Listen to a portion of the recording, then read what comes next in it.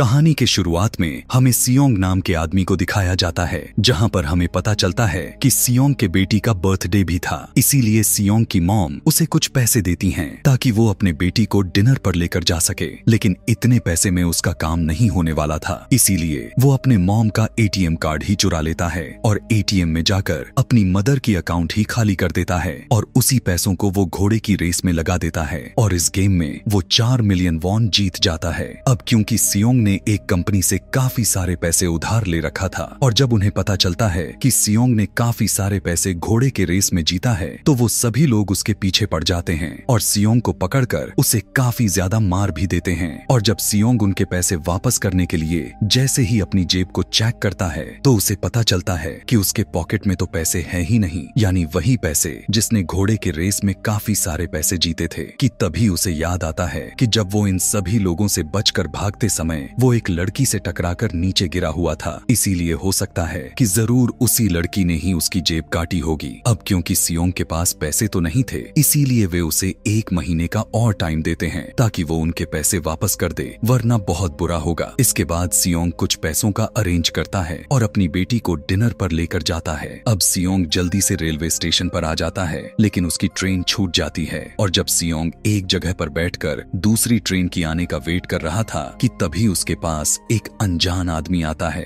अब वो आदमी वहाँ पर बैठे बैठे सियोंग से कहने लगता है कि मैं तुम्हारे साथ एक गेम खेलना चाहता हूँ और अगर तुम इस गेम में जीत गए तो मैं तुम्हें 1 लाख वॉन दूंगा। इतने ज्यादा मात्रा में पैसों को देखकर सियोंग भी इस गेम को खेलने के लिए तैयार हो जाता है। इसके बाद सियोंग काफी मार खाने के बाद ये गेम आखिरकार जीत ही जाता है, यानी वो 1 लाख वॉन हासिल कर लेता है। कि तभी वो अनजान आदमी सियोंग को एक कार्ड देता है, यह कहकर कि अगर तुम और भी ज्यादा पैसे जितना चाहते हो तो इस कार्ड पर जो नंबर लिखा हुआ था उस पर कांटेक्ट कर लेना। जब वो अपने घर शाम को जाता है तब उसकी मदर उससे कहती है कि तुम्हारी बेटी अगले साल अपने सौतेले पिता के साथ यूएस में शिफ्ट हो रही है। इसी के थ्रू हमें यह पता चल जाता है कि सियोंग की डाइवोर्स हो चुकी है और उसकी वाइफ ने किसी और मर्द के साथ शादी भी कर चुकी है। लेकिन सियोंग यह बिल्कुल भी नहीं चाहता था कि उसकी बेटी उससे दूर हो जाए, पर उसे बहुत सारे पैसे चाहिए थे जो अपनी बेटी की कस्टडी वापस ले सके। अब जाहिर था कि उसके पास इतना पैसा नहीं था, इसीलिए सियोंग उस आदमी के दिए हुए कार्ड पर छपे नंबर पर कॉल करता है। इसके बाद सियोंग को एक गाड़ी में पिक किया जाता है जिस गाड़ी में और भी लोग थे, लेकिन उस गाड़ी में सभी लोगों को बेहोश कर दिया जाता है और जब उन सभी लोगों की आंखें खुलती हैं तब वे सभी के सभी एक बड़े से हॉल के अंदर होते हैं, जिस हॉल में सभी को मिलाकर 456 लोग मौजूद थे और ये सभी के सभी एक एक प्लेयर थे, क्योंकि उस सभी लोगों को एक सेम तरह के ड्रेस भी पहनाया गया था। यहाँ पर हम इस फैसिलिटी का होस्ट को देखते हैं जिसके चेहरे पर मास्क लगा हुआ था और वो सभी पर नजर रख रहा था। यहाँ पर सबसे कॉमन चीज ये थी कि जितने लोगों को यहाँ पर लाया गया था उस सभी ने किसी न किसी से बहुत ज्यादा कर्जे लिए थे, जिसे उस कर्ज को चुकाना नामुमकिन था। सियोंग यहाँ पर प्लेयर नंबर 1 से मिलता है जो कि एक बूढ़ा आदमी था। उस बूढ़े आदमी को ब्रेन ट्यूमर था और यही वजह थी कि वो यहाँ पर आया था, क्योंकि उसकी जिंदगी वैसे भी जल्द ही समाप्त होने वाली है। यहीं पर हम 2 प्लेयर्स, जिसमें लड़के का नाम जैंग और लड़की का नाम साइबायुक होता है, उनके बीच फाइट हो जाती है। अब यहाँ पर साइबायुक वही लड़की थी जो सियोंग के पैसे लेकर भाग गई थी, यानी उसी ने उसकी जेब काटी थी। सियोंग उसे देखते ही पहचान लेता है, इसीलिए वो अपने पैसे मांगने के लिए उसके पास जाता है कि तभी वहाँ पर कुछ गार्ड्स आ जाते हैं जिन्होंने पिंक कलर का यूनिफॉर्म पहना था और उनके चेहरे को अच्छी तरह से ढका गया था। गार्ड उन सभी प्लेयर्स को बताते हैं कि आपको यहाँ पर टोटल 6 गेम्स खेलने होंगे और जो भी इस गेम का विनर होगा उसे काफी सारे पैसे दिए जाएंगे। जिसके बाद उन सभी से एक कॉन्ट्रैक्ट पर साइन करवा लिया जाता है और इस कॉन्ट्रैक्ट के 3 भी रूल्स थे,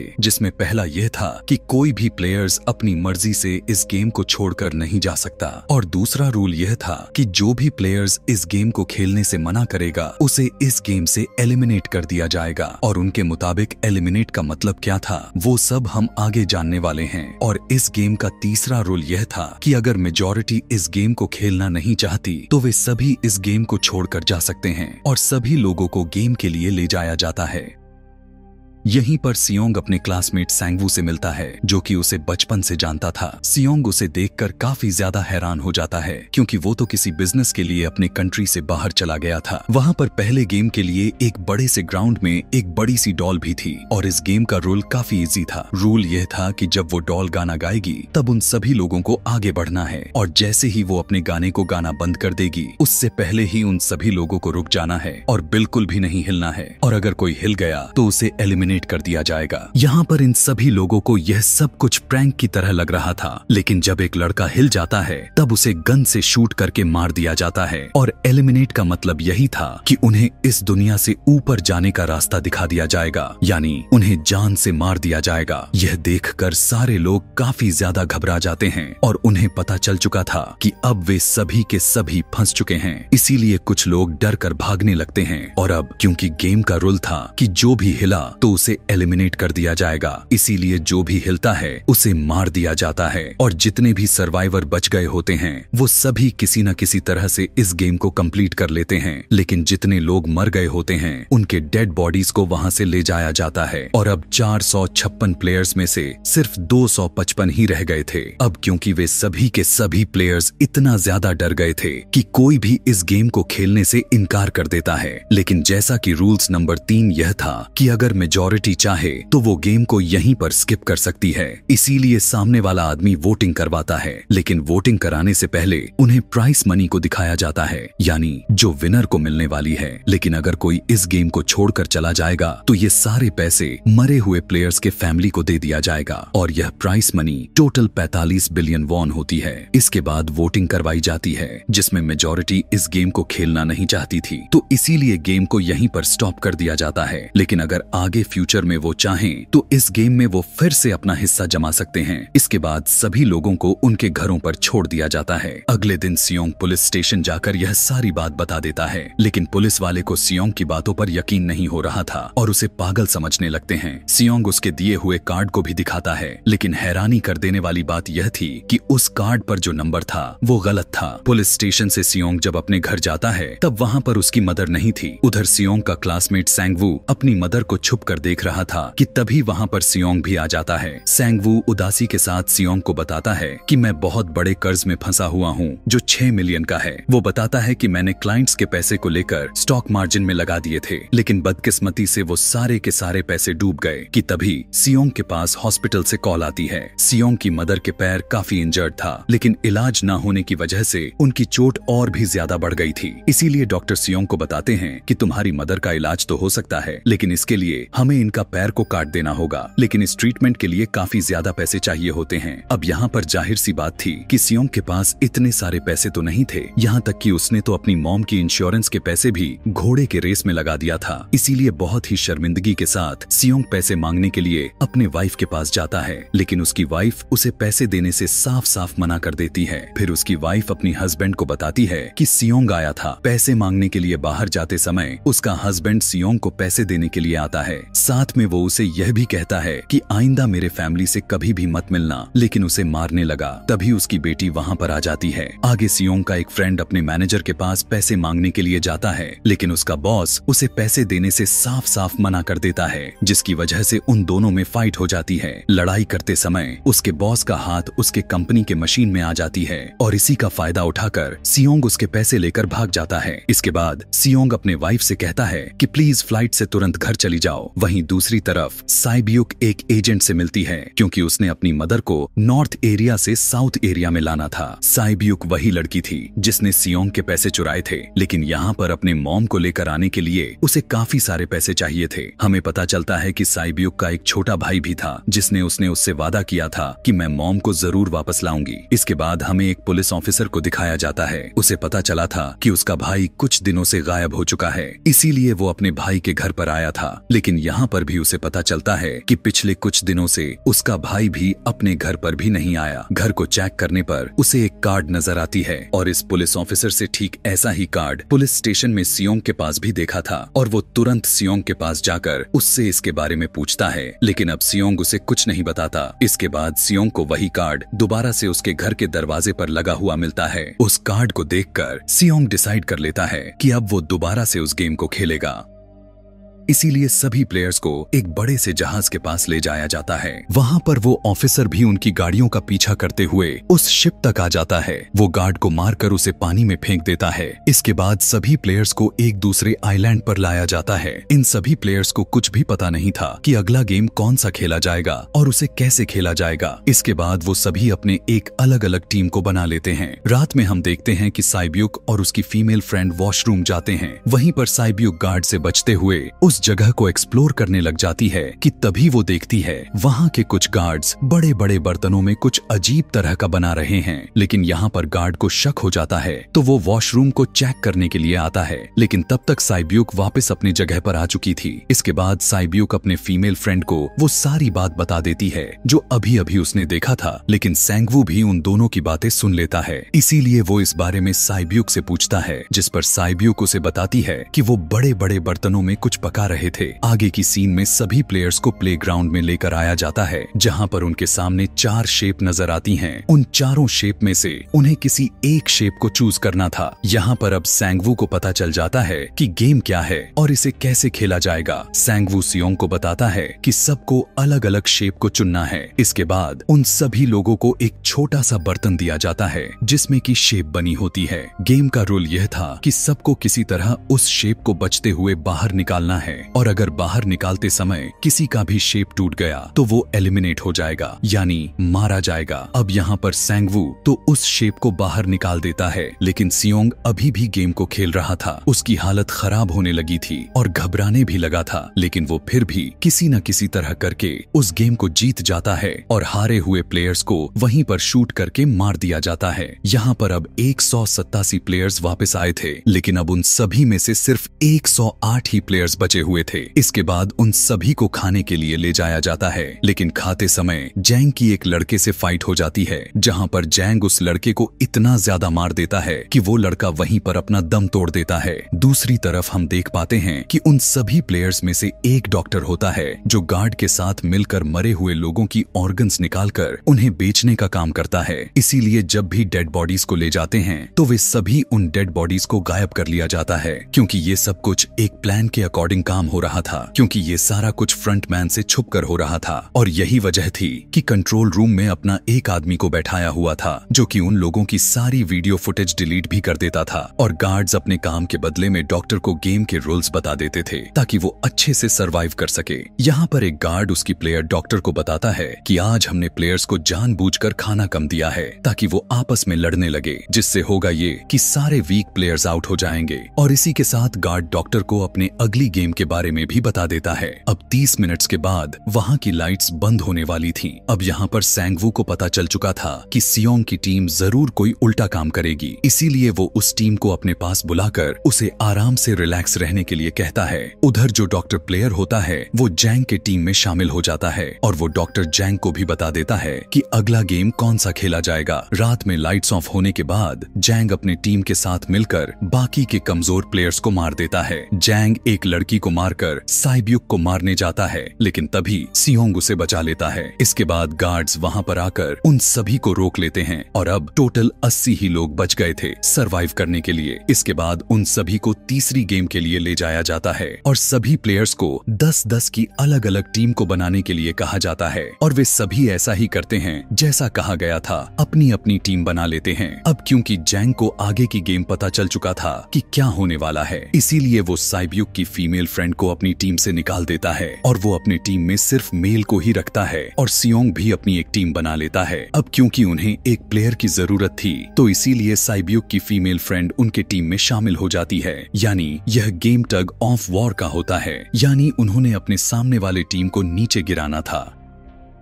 इसके बाद गेम को स्टार्ट कर दिया जाता है और जैंग की टीम बहुत ही आसानी से इस गेम को जीत जाती है। इसके बाद सैंगवू की टीम की बारी आती है। उसकी ही टीम में वो बूढ़ा आदमी कहता है कि मैं ये गेम बचपन में बहुत से टग ऑफ वॉर्स खेल चुके हैं, इसीलिए वो उन सभी को गाइड करता है कि इस गेम को कैसे जीतना है और बहुत कोशिश के बाद वो लोग इस गेम को भी जीत जाते हैं। फिर दिखाया जाता है कि ठीक आधे घंटे बाद दोबारा से लाइट्स ऑफ हो जाएंगी, जिस पर सियोंग उन सभी लोगों को कहता है कि इस बार रेडी रहना सब, और वो सब डिसाइड करते हैं कि हम एक एक करके पहरा देंगे। और अब जैंग की टीम में एक से बढ़कर एक चालाक प्लेयर्स मौजूद था, तो इसीलिए जैंग को डर भी था कि उसकी ही टीम उसे ही मार ना दे। दूसरी तरफ डॉक्टर और गार्ड्स मिलकर डेड बॉडीज की ऑर्गन्स निकाल रहे थे, और उस ऑर्गन्स को डिलीवर करने के लिए 2 गार्ड को जाना था। वहाँ वे सभी एक डेड बॉडीज के बारे में बातें करने लगते हैं जिसकी एक ही किडनी थी, और वो सभी उसे जोम्बी कह रहे थे। अब यहाँ पर जो गार्ड नंबर 29 था, यानी जिसे उस ऑर्गन्स को डिलीवर करना था, वो कोई और नहीं बल्कि वो ऑफिसर ही था जो गार्ड का पीछा करते वक्त गार्ड का ही भेस ले लिया था। और इस बात को सुनकर उसे शक हो जाता है कि शायद ये लोग मेरे गायब हुए भाई की बात कर रहे हैं, क्योंकि उसकी भी एक ही किडनी थी। इसके बाद वो गार्ड नंबर 28 और 29 उस ऑर्गन्स को डिलीवर करने के लिए चले जाते हैं। रास्ते में वो ऑफिसर देखता है कि टर्नल में तो बॉम्ब को सेट किया गया है। तब नंबर 28 उसे बताता है कि जब हम यहाँ से बाहर निकलेंगे तो इस जगह को ब्लास्ट कर दिया जाएगा। और अब यहाँ पर वो ऑफिसर नंबर 28 वाले गार्ड से और भी इंफॉर्मेशन लेने के लिए कोशिश करता है। उसकी बात को सुनकर अब नंबर 28 को उस पे डाउट होने लग जाता है, इसीलिए वो उस ऑफिसर को अपना फेस दिखाने के लिए कहता है। वो ऑफिसर अपना फेस तो दिखा देता है, लेकिन साथ में वो उस पर गन भी पॉइंट कर देता है। और इसी के साथ वो ऑफिसर उसे एक किडनी वाले आदमी के बारे में भी पूछता है कि वो कौन है जिसे तुम लोगों ने जोम्बी कहते थे, जिस पर वो 28 नंबर वाला आदमी कहता है कि वो तो एक लड़की थी। और वो ये भी कहता है कि तुम लीडर के रूम में जाकर सारे इंफॉर्मेशन देख सकते हो, वहाँ पर सबका डेटा मौजूद है। ये जानने के बाद वो ऑफिसर 28 नंबर वाले गार्ड को वहीं पर मार देता है।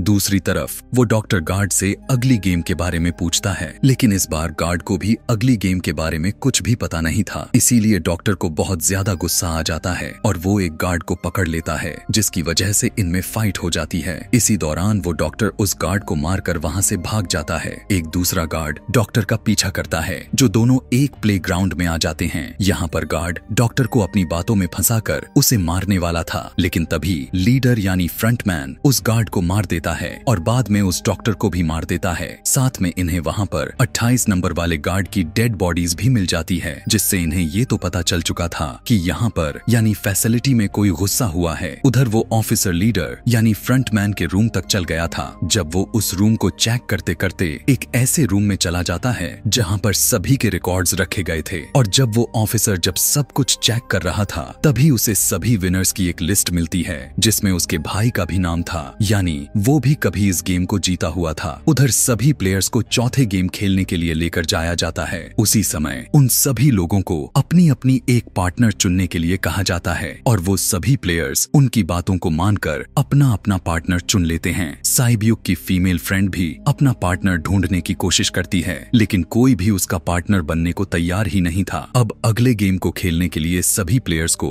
10-10 कंचे यानी मार्बल्स दिए जाते हैं। दरअसल इस गेम का रूल यह था कि एक प्लेयर को अपने सामने वाले प्लेयर से सारे मार्बल्स को जीतने थे बगैर कोई जोर जबरदस्ती के, और जो दूसरा प्लेयर्स होगा यानी जिसके पास एक भी कंचे नहीं होंगे तो उन्हें एलिमिनेट यानी मार दिया जाएगा। यहाँ पर सैंगवू और जियोंग का फ्रेंड ऑन्ड और इवन का गेम खेलते हैं, जिसमें उन्हें गेस करना था कि सामने वाले के हाथ में कितने मार्बल्स हैं। अब यहाँ पर जियोंग का फ्रेंड सैंगवू का सारे कंचे को जीत लिया था, और अब सैंगवू के पास एक ही मार्बल्स बचे हुए थे। अब क्योंकि उसे पूरी तरह से पता चल चुका था कि अब वो बचने वाला नहीं है, इसीलिए वो सियोंग की फ्रेंड को अपनी बातों में फंसाकर उसे यह यकीन दिलाता है कि हम में से किसी ने भी हार गया तो हारे हुए लोगों का मैच दोबारा से करवाया जाएगा। और अब यहाँ पर सैंगवू धोखे से सियोंग के दोस्त के सारे मार्बल्स चेंज कर देता है। इसके बाद सैंगवू मार्बल्स लेकर गार्ड को दे देता है और वहाँ से चला जाता है। और जब सियोंग का दोस्त जब अपना मार्बल्स यानी कंचे को चेक करता है तब वहाँ पर पत्थर होते हैं। उधर प्लेयर नंबर 1 यानी उस बूढ़े आदमी की हालत खराब हो रही थी, इसीलिए वो बस इधर उधर घूम रहा था, लेकिन सियोंग किसी तरह उसे खेलने के लिए मना लेता है। यहाँ पर वो दोनों यानी सियोंग और वो बूढ़ा आदमी भी ऑन्ड और इवन ही गेम खेलते हैं। इनमें से वो बूढ़ा आदमी सियोंग के सारे कंचे को जीत जाता है, लेकिन लास्ट राउंड में वो बूढ़ा आदमी भूल जाता है कि उसने क्या चूज किया था, यानी उसकी याददाश्त गायब हो चुकी थी। तो इसीलिए इस मौके का फायदा उठाते हुए सियोंग उसे अपने बातों में फंसाकर उसके सारे कंचे को ले लेता है। लेकिन यहाँ पर तख्त ही पलट जाता है, क्योंकि वो बूढ़ा आदमी काफी होशियार था। उसने एक मार्बल अपने पास ही रखा हुआ था और वो दोबारा से इधर उधर घूमना शुरू कर देता है। अब यहाँ पर सियोंग उसे काफी मनाने लगता है, प्लीज मुझसे गेम खेलो। तब यहाँ पर वो बूढ़ा आदमी कहता है कि मुझे पता है कि तुमने सारे मार्बल्स मुझसे धोखे से लिए हैं। वो सियोंग से कहता है कि मुझे सब पता था, बस मैं याददाश्त गायब होने का नाटक कर रहा था। इस बात को सुनते ही सियोंग को उस पर तरस आ जाता है और वो उसे ही सारे मार्बल्स दे देता है। दूसरी तरफ साइब्यूक और उसकी फीमेल फ्रेंड भी इस गेम को खेल रही होती हैं। उनकी गेम यह थी कि जो भी अपने कंचे को दीवार के ज्यादा करीब फेंकेगा वही इस गेम को जीतेगा। पहले तो साइब्यूक अपने कंचे को फेंक देती है, लेकिन जब उसकी फ्रेंड की बारी आती है तब वो रुक जाती है। लेकिन जब साइब्यूक उसे ऐसा करते हुए देखती है तब वो उसे दोबारा से फेंकने के लिए कहती है, जिसे सुनकर वो उससे कहती है कि नहीं साइब्यूक, मैं तो बिल्कुल अकेली हूँ, मेरे पीछे कोई नहीं है, लेकिन अगर तुम्हें कुछ हो गया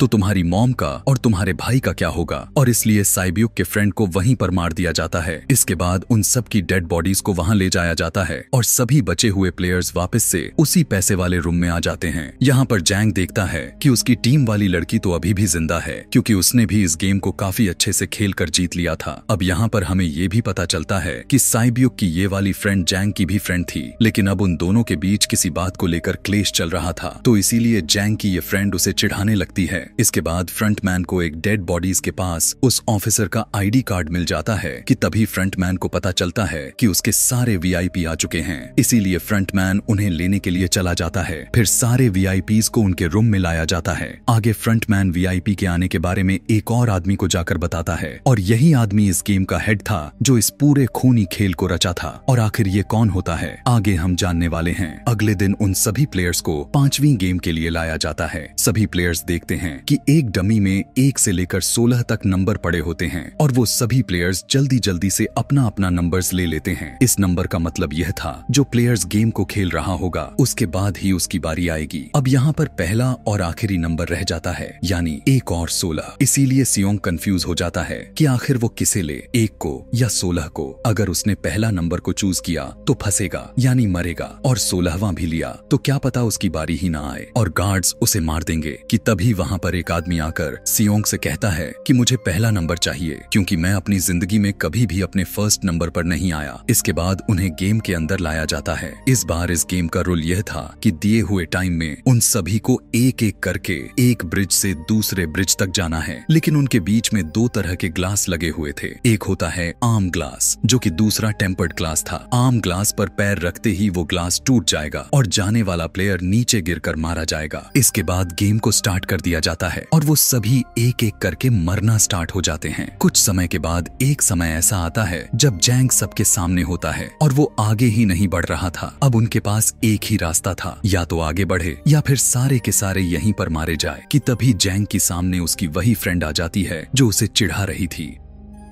और वो जैंग को कहती है कि मैंने कहा था ना कि जिस दिन तुमने मुझे धोखा दिया तो मैं तुम्हें मार दूंगी। इसके बाद वो जैंग को पकड़कर उसे लेकर सीधा नीचे कूद जाती है, जिसकी वजह से उन दोनों की वहीं पर मौत हो जाती है। अब वहाँ पर एक आदमी था जो एक ग्लास कंपनी में काम करता था और उसे पता था कि टेम्पर्ड ग्लास कौन सा है, लेकिन जब फ्रंटमैन को इस बात की भनक लग जाती है तो वो वहाँ की लाइट्स को बंद करवा देता है ताकि वो ग्लास को पहचान ही ना सकें। अब लास्ट में एक ही स्टेप बचा हुआ था और उनके पास टाइम भी नहीं था, इसीलिए सैंगवू उस आदमी को धक्का देकर उसकी जान ले लेता है। जिसके बाद सैंगवू, सियोंग और साइब्यूक इस ब्रिज को पार कर लेते हैं, लेकिन ग्लास टूटने की वजह से उन्हें काफी चोट लग जाती है। ज्यादा चोट साइब्यूक को लगा था। उधर वो ऑफिसर एक सर्वेंट को मारकर उसकी जगह ले लिया था, लेकिन तभी एक वीआईपी को उस ऑफिसर पर शक होने लगता है और वो उसे कहता है कि अपना मास्क हटाओ। ऑफिसर मास्क हटाने के लिए तो मान जाता है, लेकिन वो कहता है कि मैं अंदर जाकर मास्क रिमूव करूंगा। इसके बाद वो ऑफिसर उस वीआईपी को लेकर अंदर चला जाता है।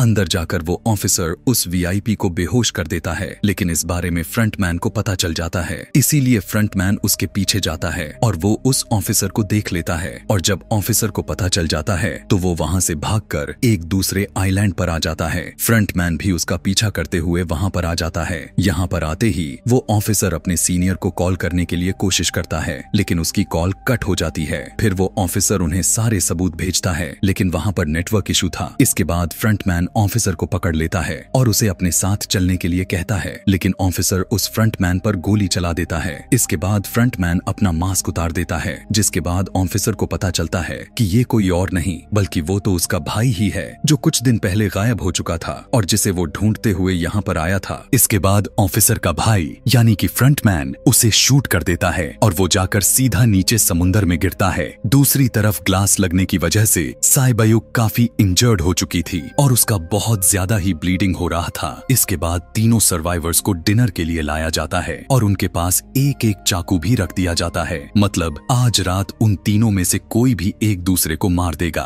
कि तभी सियोंग देखता है कि साइबयुक की हालत काफी खराब हो चुकी है, इसीलिए वो साइबयुक को कहता है कि परेशान मत हो, हम दोनों साथ में हैं और इस गेम में हम दोनों ने मिलकर सैंगवू को हरा देंगे। इसके बाद हम दोनों यहाँ से बाहर जाकर पैसे को आधा आधा बांट लेंगे। साइबयुक सियोंग से कहने लगती है कि मेरा एक छोटा भाई है जो मैं उसे ऑर्फनेज में छोड़कर आई हूँ, और अगर हम दोनों में कोई भी इस गेम से बाहर जाएगा तो हम दोनों को एक दूसरे फैमिली का ख्याल रखना होगा। अब साइबयुक की हालत काफी खराब हो चुकी थी और उसे डॉक्टर की जरूरत थी, इसीलिए सियोंग कोई मदद लाने के लिए जाता है, लेकिन जब तक वो उसके पास आता है तब तक सैंगवू साइबयुक को खत्म कर चुका था। फिर अगले दिन उन दोनों को लास्ट गेम के लिए ले जाया जाता है। गेम का रूल इस बार काफी सिंपल था कि मरो या मारो का हिसाब किताब था और इसी गेम का नाम होता है स्क्विड गेम।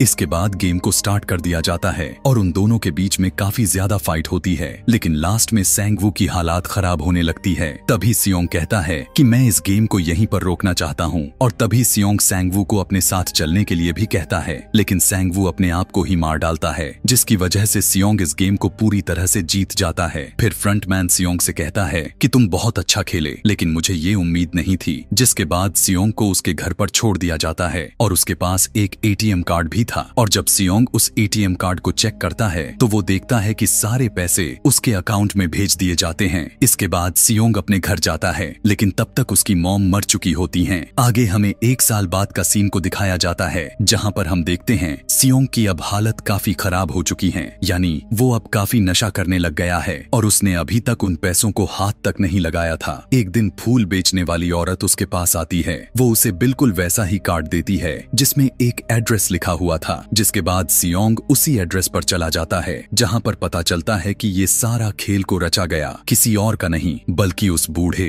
यानी प्लेयर नंबर 1 का था, और वो अभी भी जिंदा है। यहाँ पर वो बूढ़ा आदमी सियोंग को बताता है कि मैं अपनी लाइफ से बोर हो चुका था और ये सारे गेम को मैंने अपने क्लाइंट के साथ मिलकर बनाई ताकि मैं लोगों को मरता हुआ देखकर एंजॉय कर सकूं, लेकिन हमने किसी को भी मजबूर नहीं किया था ऐसा करने के लिए, और मैंने उस गेम में पार्टिसिपेट किया क्योंकि गेम को देखने में नहीं बल्कि उसे खेलने में मजा आता है। वो कहता है जो पैसे तुम्हारे पास हैं वो सब मेरे ही हैं, और ये कहते ही उस बूढ़े आदमी की मौत हो जाती है। इसके बाद सियोंग साइबयुक के छोटे भाई के पास जाता है और उसे वो लेकर जाता है सैंगवू के मदर के पास, जो कि उसकी देखभाल कर सके, और वो सैंगवू की मॉम से कहता है कि प्लीज इस बच्चे का ख्याल रखना। साथ में वो उसे एक बैग भी देता है जिसमें बहुत सारे पैसे होते हैं। इसके बाद सियोंग स्टेशन पर जाता है कि तभी उसे वहाँ पर वही आदमी दिखाई देता है जिसे वो सियोंग से पहली बार मिला था। यहाँ पर सियोंग उसका पीछा भी करता है, लेकिन तब तक वो भाग चुका था। फिर सियोंग उस कार्ड वाले नंबर पर कॉल करता है और वो पूछता है कि तुम लोग कौन हो और लोगों के साथ ऐसा क्यों कर रहे हो, आखिर लोगों के जिंदगी से क्यों खेल रहे हो। लेकिन उधर से जवाब यह था कि अगर तुम्हें जिंदा बचना है तो प्लेन में चढ़ जाओ, और इसी के साथ यहीं पर यह कहानी खत्म हो जाती है।